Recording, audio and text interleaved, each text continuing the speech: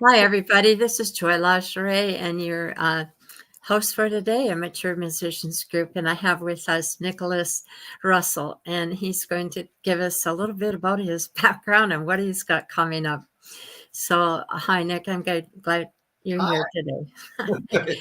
Hi, thank you, Joy, for doing this. This is fun. You're welcome. You're very welcome. It's always fun to let people know a little bit about your music. So, anyway, I do want to give a shout out to the Luscious Moss Studio, owned and operated by Chad Chris in Edgewood, Washington. That's a little town almost adjacent to Milton. He has his own studio there, and he developed an atmosphere, created collaboration and creativity for the people that he records and produces in his studio. He's primarily geared up for drummers, drummer recordings, and guitarists. And as you know, he does produce my stuff and other people's, but that's not his primary. Although he's more than happy to talk with you. If you give him a call, you can find him on Facebook under Chad Chris Luscious Moss Studio, or just Luscious Moss Studio. So with that being said, let's get into our program today. Nickolas, can you see up in the upper right-hand corner of your screen where it says comments? Is that available to you? Yes, I can see comments. So we can't type a response with this system, but it's a lot more stable than others that I've used. So I use this one. It is a business broadcast. So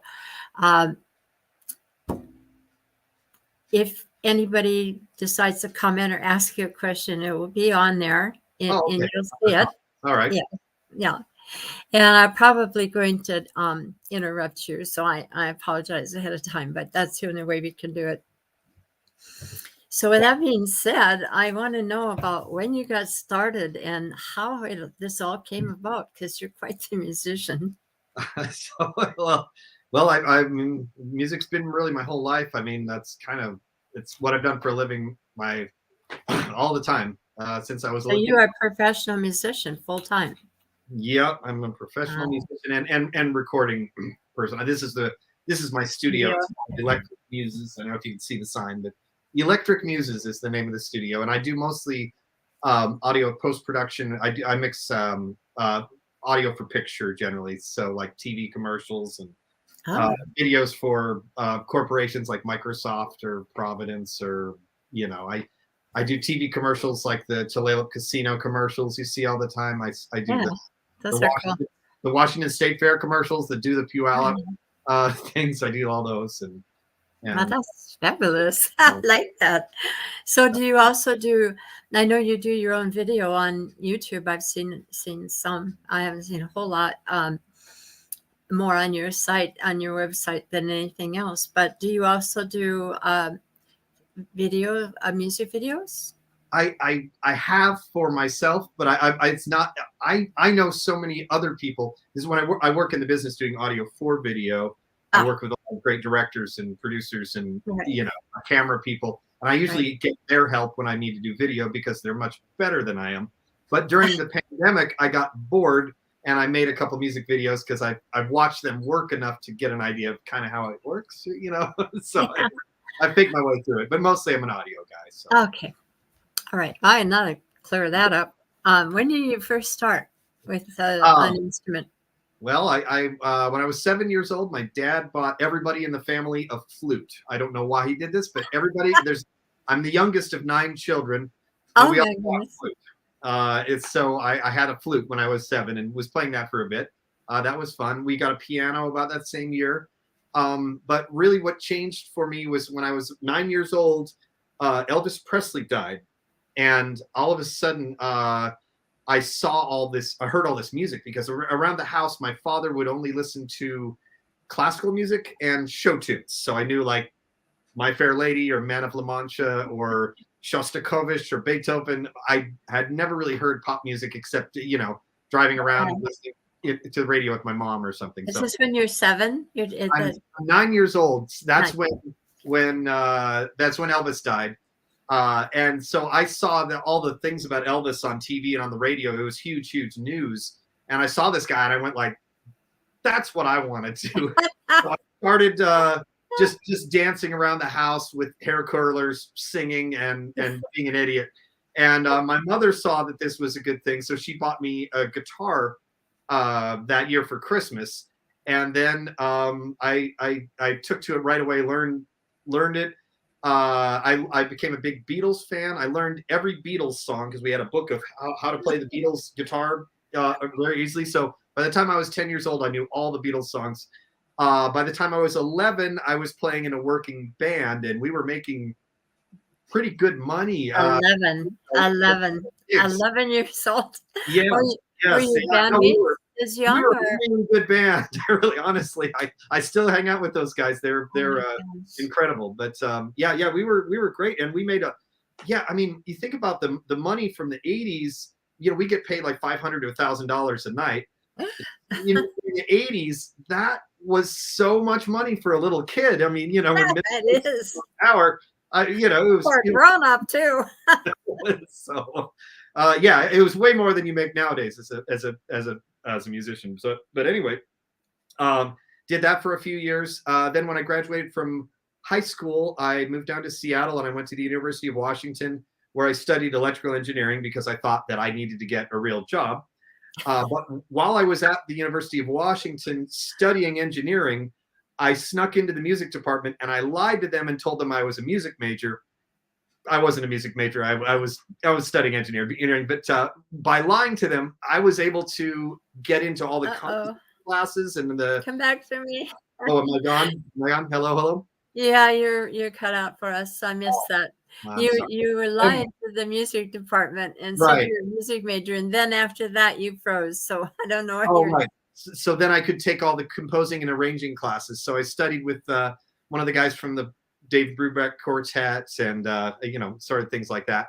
Also, while I was going to school, I was working part-time in a recording studio, just doing this kind of stuff, mostly recording voiceovers for television shows and local corporations or whatever. Then I graduated from school, got my electrical engineering degree, and decided I have an electrical engineering degree, but I'm not going to take. Oh, you froze again. Oh, I don't know if you can hear me, Nickolas, but you froze again. I'm sorry. I'm freezing. Am I still frozen? You're frozen. Hello. Oh, hello. Come back to me. Oh well. Maybe I can. Why are we getting this? Oh no, I could try Ethernet or something. I wonder if that would work. Okay. I can put this in if I can get this cable to work. Okay. It'll be fun. In the meantime, I'll keep talking, and you can if you hear anything, good for you. Okay. If I could hear anything, good for me. Oh, guys. So yeah, I was working at a recording studio, and then I decided to make this my my career or what have you. So I've worked in broadcast television since then, and here I'm gonna switch my internet thing here if this helps. Right. Network USB. There we go. Okay, good. I'm plugged into the wall now. Maybe this will be smoother. All right. Can you hear me? Yeah. Yeah. Everything went smooth there. But I didn't hear the last part. The last thing you were saying about. Yeah. I started working in. I instead of being an electrical engineer, I decided to just keep working in the studio for a while. So I stayed there, and that was about the same time that they invented digital recording, and I had this $100,000 digital recording system made by SSL that I ran in the studio, and that was a lot of fun working with that. Instead of before that, I had to take tape, and I'd make markings on the tape, and then cut it with a razor blade, and then tape it back together, and that's how you made edits. Nowadays, of course, yeah, with the computers and mice, but yeah, this was a while ago. Anyway, so that's when I decided to make that my career, and then that's when I started getting into doing music for television. A few years later, the Seahawks came into the studio, and they needed some music for their graphics package for the broadcast open, and they didn't have any money. So they asked me if I would make the music for the Seahawks games for free. And so, of course, I said, yes, of course, I want to be on TV. I'm a Seahawks fan. So that got me started. They didn't pay me the first year, but they continued to use me as their as a composer for all their theme music for all the Seahawks games for the next Oh, 20 years. So wow. so every year I'd watch a Seahawks game and get to hear my music and everything as they go to commercial breaks and things. And I also ended up doing the music for the Sounders FC. I did the broadcast open and themes for that for many years as well too. So yeah, that was a great gig. So, Very interesting. Yes. so in the meantime, of course, I tried to be a rock star because that's so I'm out there shopping around to labels and things like that and playing I was here in the 90s in the late 80s with playing about the same kind of places that Pearl Jam and Soundgarden and all those guys were playing. It was just the circuit, Right. Right. around those things. The difference was they of course got signed and they had something, whereas my band did not. We were too fringy, or something. So but then but we did get some management. I got a manager in New York. That's where I ended up changing my name from Nickolas Denke to Nickolas Russell because it was just an easier name for people to spell. So so I did that, became Nickolas Russell, and again shopped around to labels, did some fun things, but it was right about that time that I just decided, yeah, I'm maybe I'll just be a studio musician for a while and not work so hard at being famous or what have you. So I didn't do a lot of live performing for quite a while. Then one of my friends wanted to start a Pink Floyd tribute band about I don't know this is about 2010 2012 or whatever.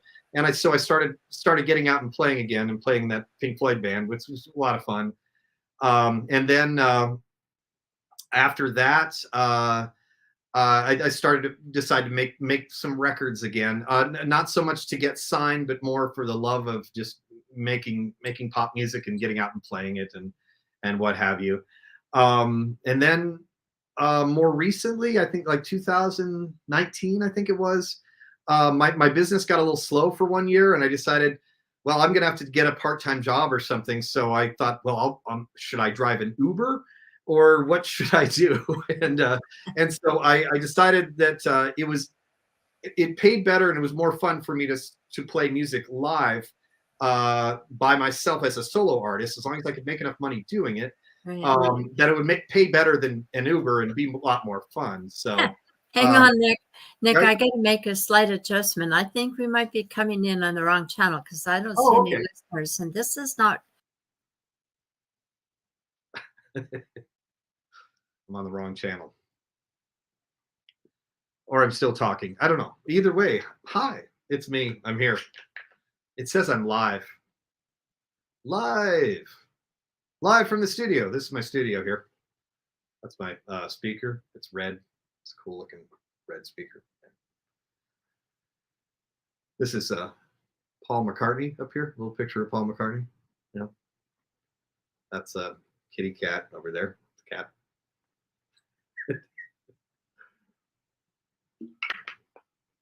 I don't know if I'm still talking to anybody, but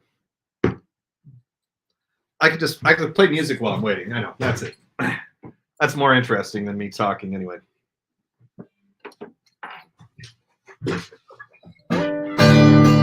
I'm sorry about that, Nicholas, but I had you on YouTube instead of mature musicians, and when I didn't see anybody in here. So Oh, for all of those people just joining us, this is Nickolas Russell, and he's been hi. telling us about he's Oh, been telling us about how he got started. And when he was, what was it, 9 years old, you were making music and getting some big bucks for it.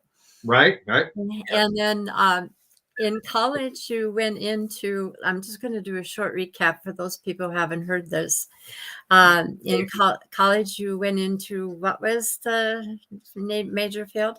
Electrical engineering was what I majored in, but yeah, I lied to them and I took music classes. I lied to the music department, told them I was a music major, and took a lot of composition classes. I studied with the guy from the Dave Brubeck Quartet and learned a lot of jazz and classical and as well as pop stuff. And learned how to orchestrate things, arrange things for jazz bands, things like that. So yeah. All right. I'm sorry, I have never had this problem before. I'm a little embarrassed, but Oh, it's yeah. all right. We're on now. So, Modern technology, right? what was that? Modern technology. Yeah. It's amazing we can do this at all. Actually, this one was my brain didn't function, and I put you on YouTube instead of true Oh, all right. musicians. Oh, good Lord. Anyway, you have your guitar out. Were you going to play something for us? Oh, I didn't know if you were coming back, so I just Oh, thought I'd play this. Also, I noticed I was live broadcasting something, so I thought in case anybody's watching, that would be okay. better than just watching them have me stare at the screen and hi, so Well, you can definitely do that if you'd like to play something. well, yeah, if there's nothing else to do, so. Okay. But yeah, so yeah, as a kid, I played the flutes, I learned the piano, I learned the guitar, and studied music in college. I started working at a recording studio, splicing together tape, things like that. Yeah, eventually made a living doing that, and that's what I've been doing pretty much my whole life is doing music for broadcast. I did music for the Seattle Seahawks, for the Seattle Sounders FC. I do the Tulalip Casino commercials. I do the Washington State Fair, do the Puyallup commercials, things like that. That's what I do. So, and then in the meantime, I've just performed as, in various rock bands trying to get signed back in the day. Back in the 90s, I was out playing all those, the Seattle scene and what have you. But now I'm just just doing this in my studio, composing music for clients still. Then I'm just getting out and performing. I'm performing a lot less with a band nowadays as I am just as a solo artist. What I do with my solo act is I take my I bring my piano, I bring 3 guitars, I bring the flute. So I play, so it's sort of a multi-instrumentalist thing. I bring my laptop along with me and then play backing tracks that I've created here in the studio in the background. And then I play videos in the background too. I have a video projector and we, play along with those things. And it's just it's a nice way to still get out and play live and, get some of my original songs out there, as well as, entertain people, with songs that they love and, Yes.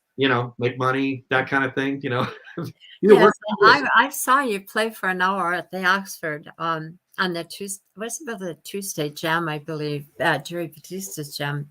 Right. And it was quite the production. So when you not only are you playing different instruments to music, you've got some other kinds of background things going on while you're playing, and the visual part. How do you get the film behind the up on the screen behind you when you're playing? How does that all come about? Well, I what I do for a living here is I work on Pro Tools, this program in the back of me. I know what that is. Like you can see, there's like the amp, and so when I'm playing live, I'm actually playing my guitar through the laptop, playing it through this little Soldano guitar modeling plugin. And then I've got the drums playing on the laptop too, and everything. So it's all being sequenced onto a track on Pro Tools, which has a time code with it. And then I just take that time code and I send it out to a video track, and then I just have the video track play along with me while the song is going along. So I can put whatever video I want in the background. So I'll typically just play, like, if it's a good music video, like I play a Peter Gabriel song, it's a really great video, I'll just play his video playing in the background, lip sync to me playing the song, and gives the people something to look at. I like to give people a variety of things. I just think, if I just sat there and played guitar for 3 hours and sang, it's good. I'm a good guitar player, I'm a good singer, but I don't think I'd even want to hear Bob Dylan play for 3 hours just with the guitar. I want to where's some variety, bring in a harmonica player, do something else. So I'll just take it out, and because I have the backing track going, I can play a flute solo, and just give some people some variety. I'll play the piano on a song or two, um, just to mix it up a bit, because it's putting on a show, and then have the video, and then Mhm. and then I try to play things that people know, mostly, but not your regular songs that people are maybe expecting. Just more of like, just sort of like classic pop songs you know but haven't heard a lot. Like I play Mr. Blue Sky by ELO, or I play Happier by Marshmello, or I play Frank Sinatra. I play uh, just different, a variety of different things, just to kind of Right. it up. And I've had a good response. So I found that people in their 20s will actually say, "Oh, I really like that song. That's my favorite song on the radio." And I'll have people in their 60s say the same thing, where they go like, Yes. "That was my favorite song back in the day." So how many songs, overall, how many songs do you think you know? Oh wow, jeez. Well, Trick I'm an old question. man. I've learned. I've learned. I mean, oh gosh, to play well. I don't know. My song list is about 60 songs or so that I cycle through. But I Mhm. mean, over the years, I mean, I know all sorts of songs that nobody wants to hear anymore. I'm sure, because I was in a cover band in the '80s. I learned 8675309 and everything. I love that. Every song that was on the radio, I knew that. I learned them all. So, oh, Michael McMath. Hi, Yes, Michael. yes. Hi, Michael. I just saw you pop in there.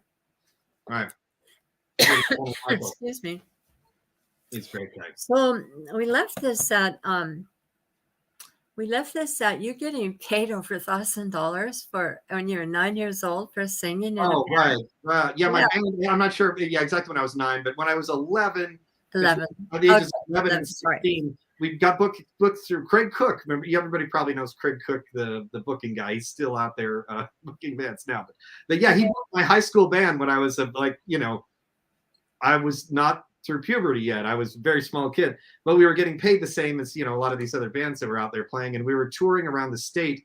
And of course, we'd end up going to the places that nobody else wanted to go, because we were the younger band.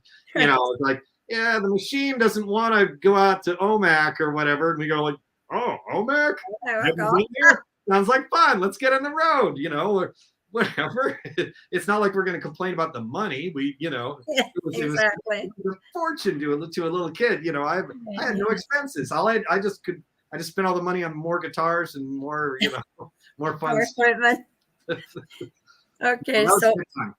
and he also has gone to college, just to recap, and you did the commercial or background music for the Seahawks, correct? And there was a couple other the Puyallup Fair, and what were some of the others? Right. Yeah, I do that. I've done the Tulalip Casino music Yeah. for many years, so I've done a bunch of themes for them.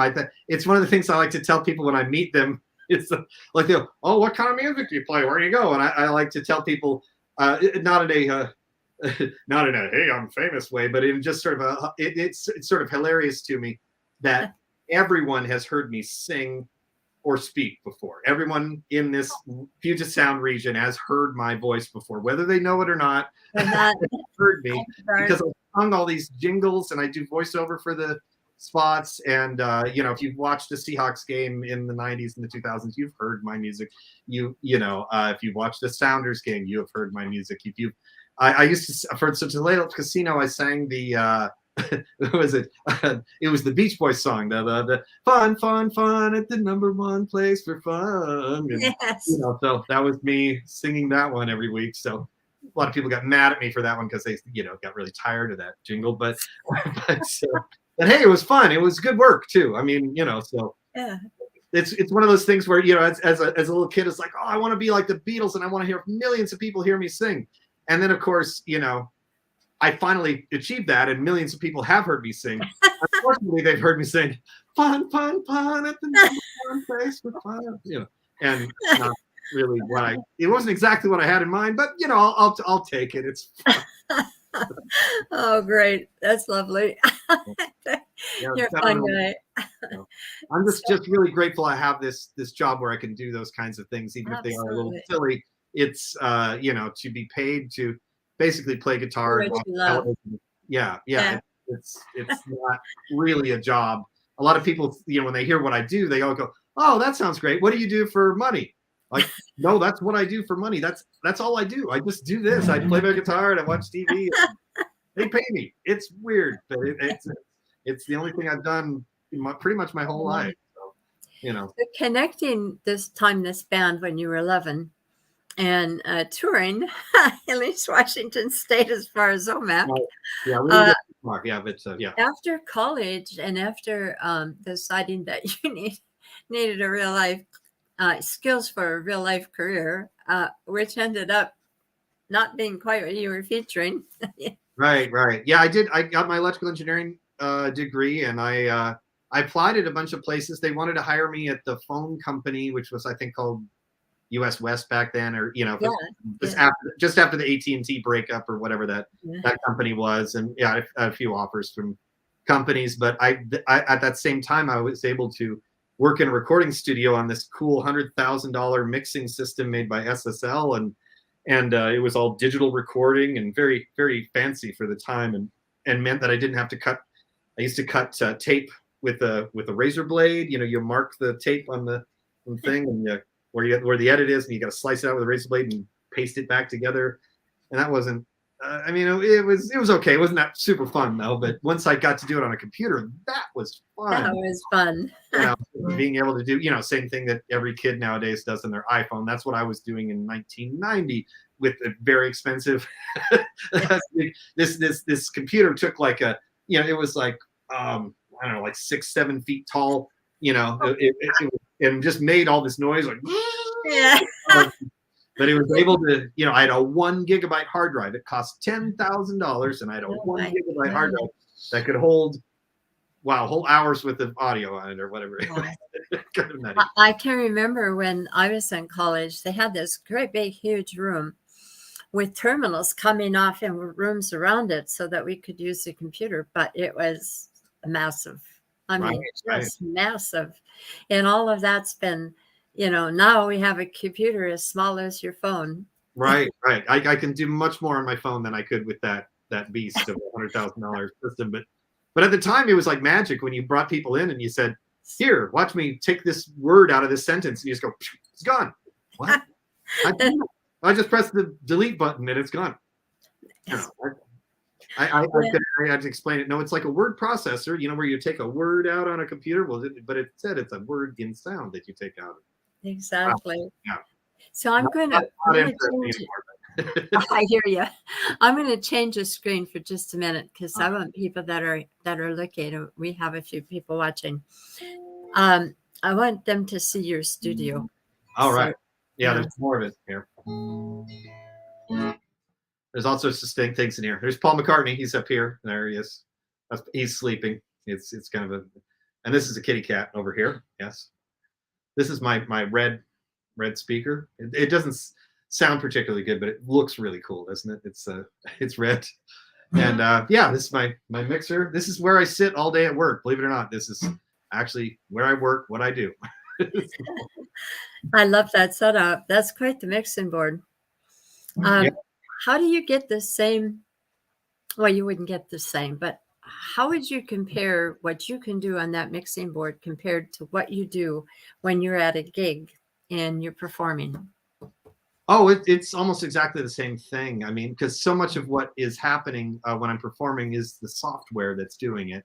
And this mixer, as impressive as it may look with all the knobs and everything, it's really just processing, the sound in the computer. And the same processor can be done on my laptop. Really, I mean, these, as we're saying, the computers are so amazing nowadays.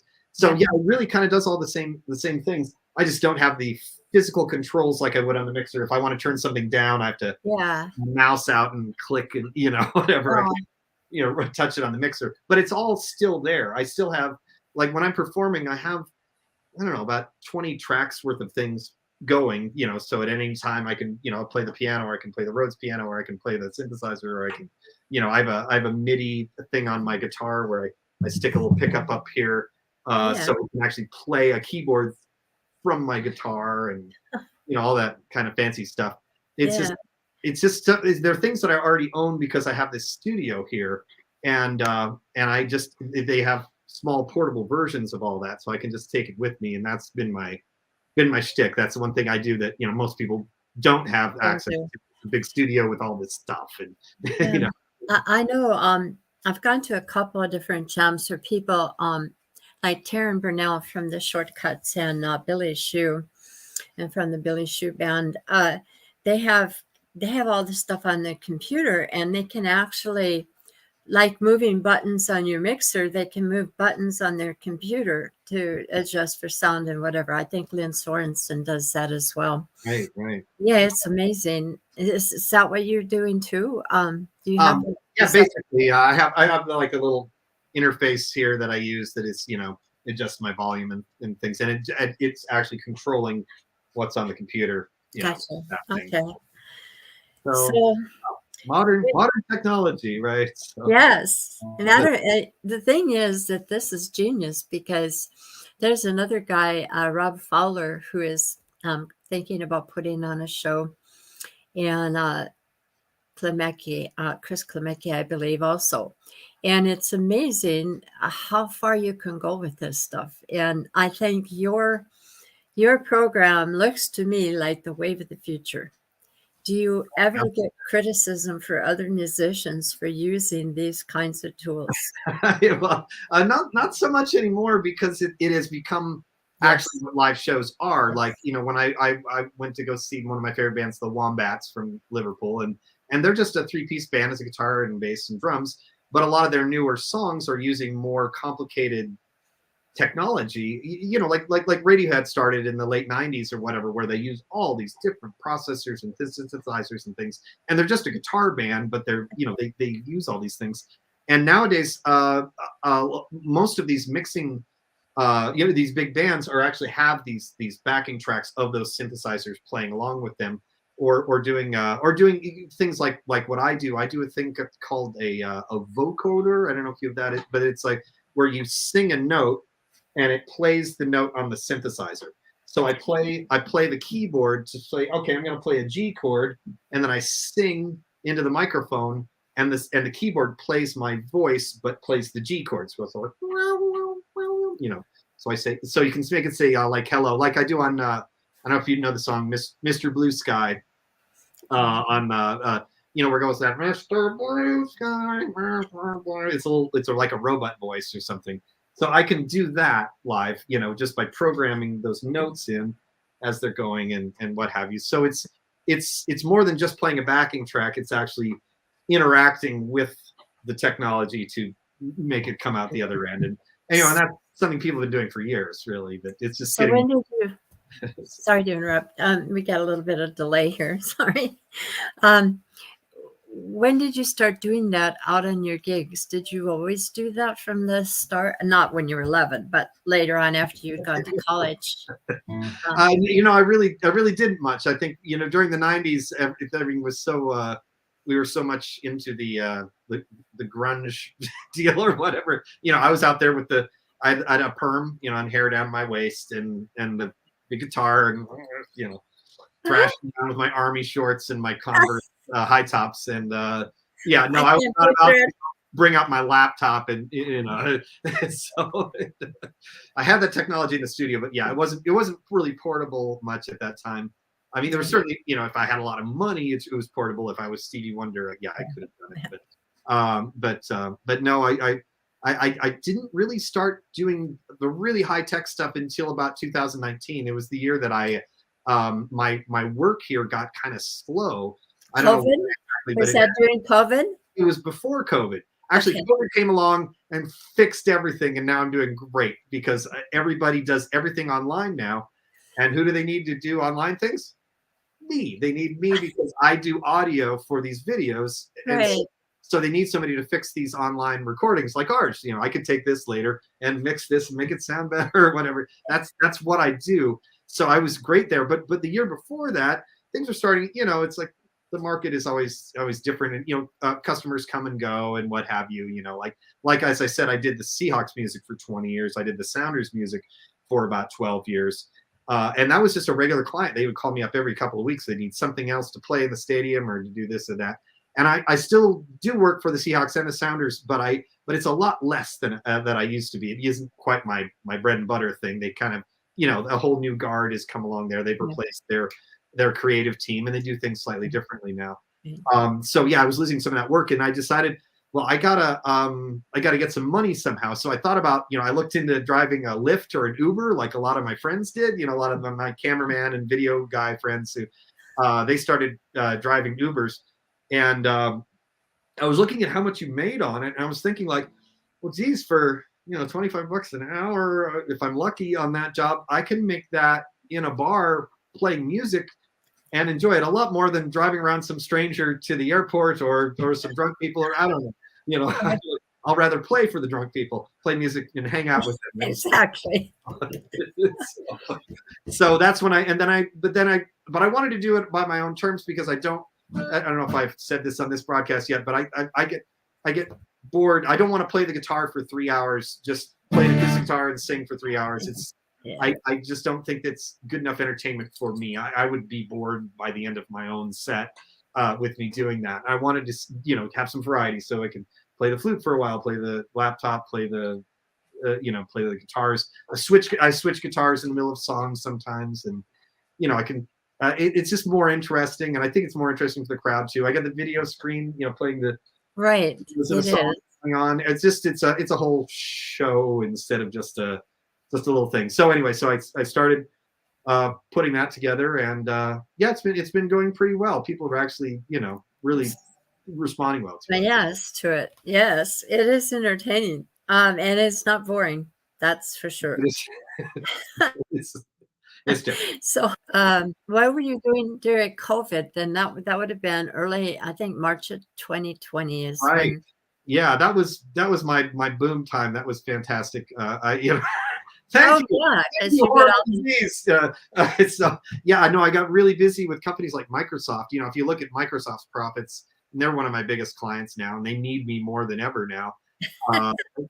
They did really well during that time for my work, and even as far as the gigs go, because for a while there, I don't know if you remember that they was something called Phase 2, where you could go to the bar, but you had to wear your mask and then sit down with your family. You couldn't get up.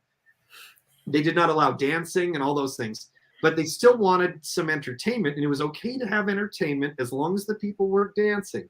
So a lot of these places that were having these big, blues bands and dance bands and top 40 bands, and they couldn't book those bands because people would dance. So they found that my show was actually pretty good, because I can turn the level down enough because it's all coming out of one, right. speaker.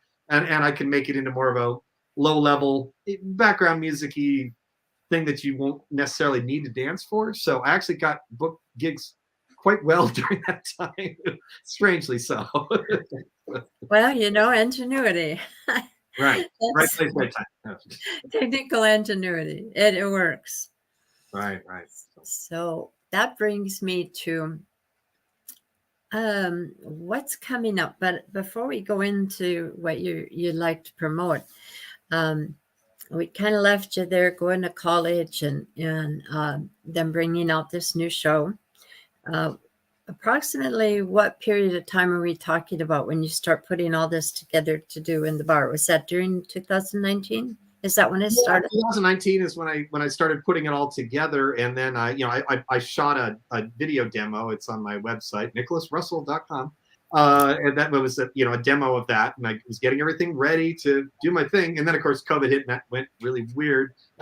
but as I say, I did do okay with the gigs, but yeah, it was right around that time when I started. So when you're doing that, what you were doing was relatively new, and it's not everybody responds to a change from the conservative, if you know what I mean. Right.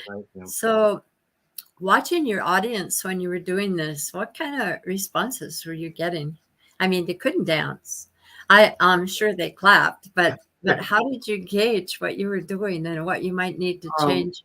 Well, a good way to gauge performance, I find, is through the tip jar. Like if people are just really like lining up to give you money, right. that usually means they like it.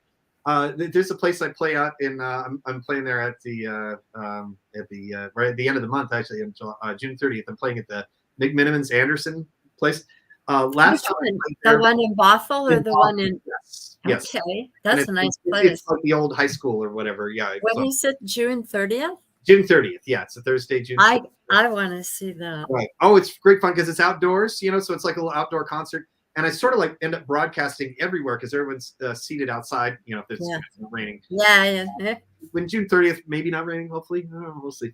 Yeah, last time I played there, it was quite funny. I've never had this before, but you know how at the end of a wedding that they have a line to meet the bride and groom, Yeah. where there's everybody in the whole place just lines up to Yeah. meet the bride and groom one at a Yeah. time.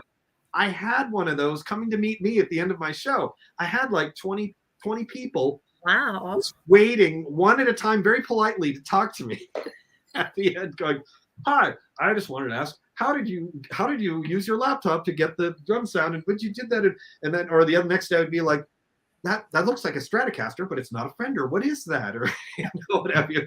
And then they're just generally people, like I met the guy who's the director of the Husky marching band was there, just talking to me about, the music and stuff like that. And, Right. it was, yeah. Amazing. So yeah, I know I've gotten a really good response actually. And I played at Ingles Pub. I'm playing there again in August, but I know that. I played there the other night, and during the beginning of the night, it's a little bit of an older crowd. And by the end of the night, it's like 11 p.m. A lot of the older people have gone home, and I'm not saying they're like kids, but they're like 30. Yeah. Younger Well, than the people who were there earlier. And I got a great response from both of those groups of people. It was crazy. At the beginning of the night, I've got people going, "Oh, Chicago, one of my favorite bands," But then at the end of the night, I've like these 25-year-old kids going, "Hey, you want to play beer pong with us?" And they really like it, man. Because they're all into the laptops and the techie music. Right. They were talking to me like, "Oh, I have Ableton. I have this program or that program," and because that's what a lot of the youth are doing to create music. Like my son is in high school, and he collaborates with his friends in a lot of ways, just over the internet. That is, he will send a beat to somebody, and they will do a sing or a rap over it, and then send it back to him, and then he will mix it, and he may auto tune it, or he may add other vocals to it, or maybe he'll do a back and forth sing or rap or whatever between, and it's more of that sort of creative thing. So the way I'm doing things with this laptop and all this tech stuff is they're very comfortable with that. The kids are, the younger people, because that's how they make music nowadays. It isn't, they aren't all getting together and, everybody gets a guitar and bashes out the chords like, like we used to back when I was making the big money when I was 9 years old.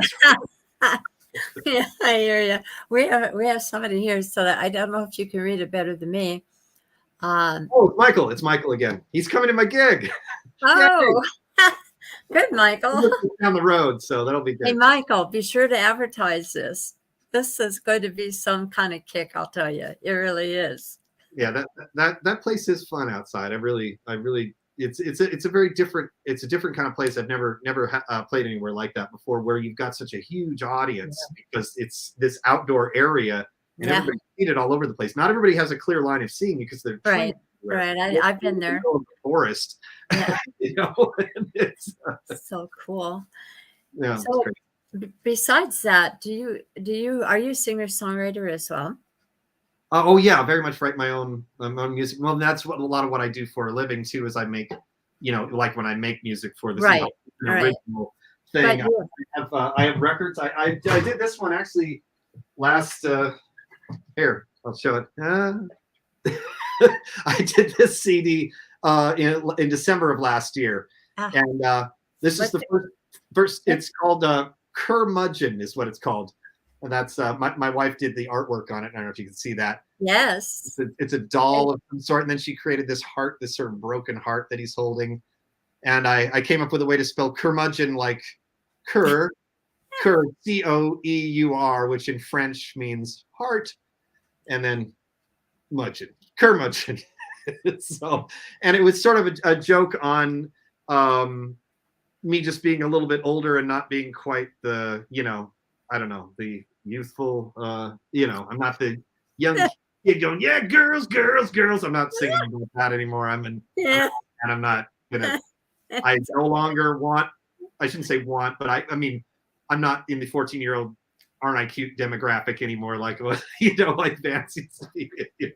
Now I'm just an old curmudgeon, but That's what I can relate. kind of crappy too. They're like, Cool. some of the, like there's a song about the pandemic and and Oh. politics and whatever. I've seen that on there, and I noticed that the price is that the one that's $9.99. Yeah, I think so. Yes, you can buy it on NickolasRussell.com for $9.99. Or of course, it's you can just listen to it free on Spotify or Apple Music or any of those things. Check it out there. It's on YouTube and et cetera, et cetera. So I think we have more comments here. all right. Oh, it's Michael again. He shared it on my Facebook page. Thank you, Michael. He's quite the promoter, I swear. Michael McNath is so cool, man. That guy. When I show up to a gig, he's always there when I get there. I don't know how he manages to. Yes. I get to gigs 2 hours before I start playing. Michael is already there, and he is waiting to help me load my gear in. He is like, "Oh, I'll be right there," and he comes right out, and he's lifting my things. He has saved parking spots for me. He has done all these things, and I'm just thinking, wow, he must really like me. I don't know. It's just, and then I hear from like my friend Jeff Mills is on Facebook going like, wow, I just want to give a shout out to Michael McNath this weekend, who came to all of my gigs and moved my drums from this location to that location and all around the place. And Michael, like the most supportive, loving person. Michael is. Thank you, Michael. It's very, very cool guy. Shout out to Michael. Well, we got about 15 more minutes, and there's a couple things I want to do. Now that we know you have that CD out there, and we know that you're a singer songwriter, what goals or what projections do you have for the future? Which direction? You have to excuse me. I've had COVID, so I still got this cough. Oh no. Anyway, I had COVID a couple months ago. With all the vaccines and everything, I still got it. Yeah. I was trying to sing last night. My voice went out, and I was like, "What?" Anyway. Yeah. What is in your future? Hi, Andrea. Hi, Andrea. What is in my future? Wow, good question. I really want to keep working on this this solo performance act that I've been doing. Just changing up the songs and everything. So right now I've got songs. I've got some songs from 1930s, and I have some songs from like 2019. I'm trying to push it a little bit to the younger side. And when I say younger, I mean like the 2000s, like for people under 40 is what I'm trying to say. Like people are in high school in 2000 or whatever. Like how old are they? They're about 40 now. But trying to push that a little bit, because it's kind of more my niche. There's so many other people who are better, say, guitar players. Like if somebody's going to do an Eric Clapton thing or something, there are a lot of people who can do that better than me, and and there are plenty of them doing it already. But I feel there's less people who's really pushing towards the slightly younger people. Yeah. I'm not saying the little kids. I'm talking, because you look at kids, who are 21 now. I mean, what is it? They graduated high school in 2019, 2018. I mean, I'd like to play songs that are slightly more current to those people. I know that also kids listen to old music too, and that's fantastic, and I like that. But I am a firm believer in that music is not done yet. I feel like a lot of people are saying like, yeah, Jimi Hendrix was the greatest guitar player ever, and it's over now, right? I mean, they do. Over and over and over again, because there's nothing else going on. I bet you if Jimi Hendrix was around today, he would be doing a tribute, or he'd be doing he'd be collaborating with Kanye West, or he'd be collaborating with Beyonce, or he would be collaborating with Metallica or something. Lady Gaga. Yeah, Lady Gaga, exactly. I mean, he would be creating, like McCartney does still. McCartney's still making records, and he's doing these things, and it's still new music, and I believe that as much as I love rock, I really believe in moving on and doing other things. And a lot of these things do involve these, these tricks like I have on the computer, or, finding a way to get new guitar tones and new arrangements of music and things like that. So Yeah, I often try to connect the two, and I have problems because I need to update. Obviously, I had a band, and I've been playing for 17 years, right, right, and in my band 15. But that I'm out here by myself now, a duo or trio, right. and I'm not getting what I want, so I'm not advertising that yet. But I need to get something new. So for those people like myself who would like to incorporate some of this into their music, do you know if there's anybody teaching this, or have you thought about teaching it? Or Wow, that's really interesting. Uh, I teach flute lessons, and my son takes drum lessons down at the Seattle Drum School. Mhm. Steve Smith runs that, and I know that they have teachers there who will teach you Ableton, Logic, and Pro Tools, which are basically the programs, the kind of programs that I'm using here.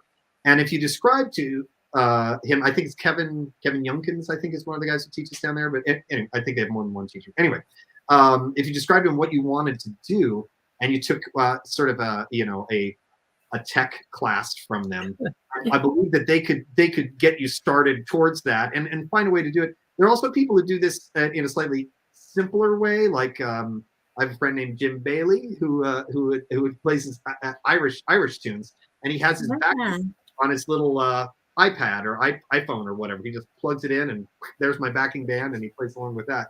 I He doesn't know. have the elaborate, crazy mess that I have, but you can do things. You can even just get up there with a drum machine and press start on the drum machine and play along with that. There's it's All the drummers I know would be out for my neck. well, no, but there are things you can do on a drum machine that a drummer cannot do. There Yeah, are there are tones and different expressions you can use. It's a different thing. I mean, me and my solo gig is not a replacement for a live band. You can tell that. When yeah.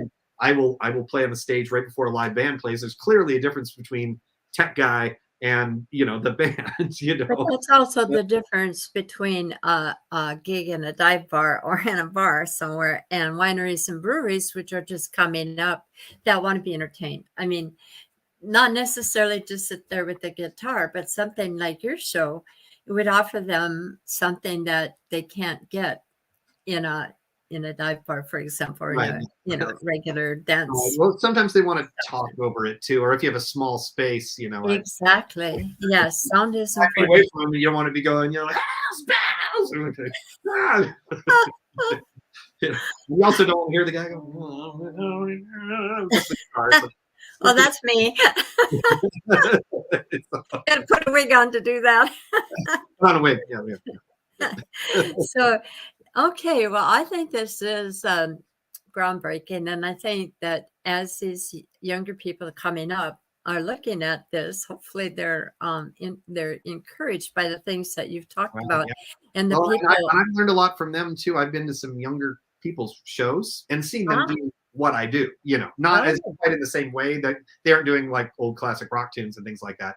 But you'll get up there and there'll just be a guy who will get up there with one synthesizer and a mixing board and a drum machine, and they will do the most amazing things just by twiddling knobs around. It's quite interesting, really, when you go see them. And they're the young people. They're that's what they do. I'm just copying them, really. So. well, one thing I have noticed that's creeping in is that more and more singers are, and I could name them, but I don't, are actually looking at their cell phone and reading the words and Right, music as they sing with the band, at a jam. And right. there are some professionals out there who are doing the very same thing. The guy in You the band know, I saw last night, he did that. Just had a big iPad sitting there right on stage. right, That's right. okay. I don't. It's So still I back think there. I don't care. I think this is what's going to move us into the future. I guess we don't have to know how to spell anymore, and maybe we don't have to memorize words and chords. I don't know. Well, But if it makes a better show, it makes a better show. Yeah, as long as you're still performing. I mean, if you're just buried into it like, okay. yeah, But yeah, if you're still singing and then have to occasionally go like, wait, what's the second verse? Okay, then that's okay. I mean, I used to do that occasionally, even when I was working in the in the '80s for Craig Cook or whatever. There'd be cases like, oh, this is the one song I'm going to have up on the stage. It's like having a set list. You have a set list. You can't just yeah. memorize everything. I still do it the old-fashioned way, which means I miss words from time to time. I play the wrong chord, but Right. I try to cover that. But anyway, That is more impressive. That's how really pros do it. Yes, it's well, I don't know about all that, but I do know that I need to update. I need to be start. I need to start moving into the future, and I'm not sure what the next step is. But maybe reading chords and words on the iPad is it. I don't know. But anyway, there's somebody to help you who does some of these tech things around with you, or like you get a somebody with you. Like I kind of like my band used to have back in the 2000s. We used to have a guy who would come and he would scratch records while we play or whatever, and sometimes it worked, sometimes it did not, but it was pretty cool, just to have that extra thing. yeah, You know, I you got it. could say like, hey, just keyboard player with the drum machine, come sit behind me and learn this song with me, and find something for them to do, because that's there are people, especially the young people, they know how to do that stuff, and they don't know anything about what they don't know how to play chords on an actual guitar, they don't know how to perform, like I find at least a lot of these singers, the kids that kind of sing, but they don't know how to go hello loud hello. They need that, and then Yes. so if you could do that, and they could be, if they're doing their tech thing, then I don't know. It's an Now idea. you made me wish I'd had more kids I know. They're handy and for have a this. band. So, in our remaining 4 minutes, or actually, it's down to 3 now. All right, Um, I can talk. where can we find you? Can you continue to post on Mature Musicians so we can see your schedule as your gigs come up? Oh, of course. Yeah, yeah, that's great. Yeah, you can always find it on nickolasrussell.com if you're like in the old West, where we used to actually type in URLs on websites. Well, I do. I've been doing this for a year in July, and I don't have a lot of people out there, but I got about 760 people that are signed up for Matured Musicians. I know they go in there, and I've heard back from some people that post that people are looking at these posts. So I don't want to, draw attention away from your website. I still would really encourage you to post gigs as they Oh come yeah, up, no, and I'd I'll love. put. It's nice to be offered to do that too, because sometimes I wonder whether groups really want to hear all about, oh, here's what Nick's doing again or whatever. So thank you. I really appreciate the You're very welcome. put stuff out there. So I'm always trying to get people to come out to the gigs. It's what it's about. If you're Yes. playing by yourself, it's might as well be at home. Right. And so I encourage my listeners, whether you're watching later, which often people do because they're working, and the people that are watching live, to see the wave of the future by going to see Nickolas Russell at one of his gigs. It's amazing. Right. So, any final words for those people that are beginning to songwrite and they're coming up in the industry besides what we've already covered? Any words of wisdom at all on anything? Well, if you're writing songs, yeah, tell a story. I know that's broad, but that's Yeah. always been what it is and always will be what it is. And that's why the great, that's why the Brandy Carlisle is doing so well now, is because she's always been such a great person at telling a story, and it can be a very simple. You don't have to be the greatest chord writer or even the greatest poet, but just find that emotion that comes out when you play that one, that chord you hear, and how does that make you feel, and what's the story, and I don't know, that's and once you have that and you can tell your story and you can communicate it, you in such a way that you can perform it, that the audience can grab that. that is everything. That's all the thing. It does nothing else matters. It is just that's what we're doing. That's all we're doing. And this whole thing about whether you have the right pickups or you've got the right laptop or you have the right, none of that matters really until you have the story. So Exactly. Well, thank you, Nick. I do really appreciate your coming today and giving us a peek into the future and in the back peek into the background of how you got into all of this. And that was a lot of hard work that you went through to get where you're at. And I do hope that Microsoft continues to work with you, and maybe even the Seahawks will come back to some extent, right, yeah. I still do little things for them. and the fairs and so forth. So, Yeah. and McMinimans, hopefully McMinimans will pick you up too. Right. Yeah. Well, I'll be there at the end of the month. Yeah. So. Yes. So with that, I'm closing. I do apologize that we had a little problem because I clicked the wrong button and I put everybody on Facebook instead of Matured Musicians Group. But I cleared that up. Oh, Lord. Getting old isn't fun. There are times. If you have COVID, it might be the COVID fog. I heard about it on the radio. Oh, It's yes, brain I can fog. blame it on that. All right, Nick. Well, you have a good rest of your day, a good rest of your weekend. Thank you so much for showing up. All right. Talk You to you too. later. Thank you very much, Joey.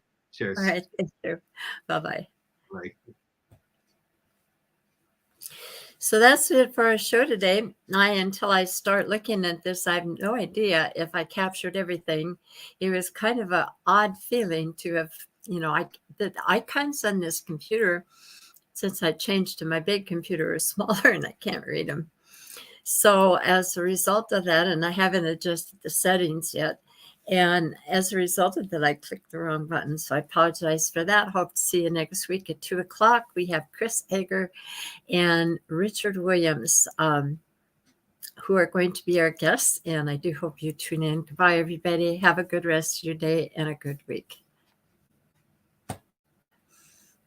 Yeah.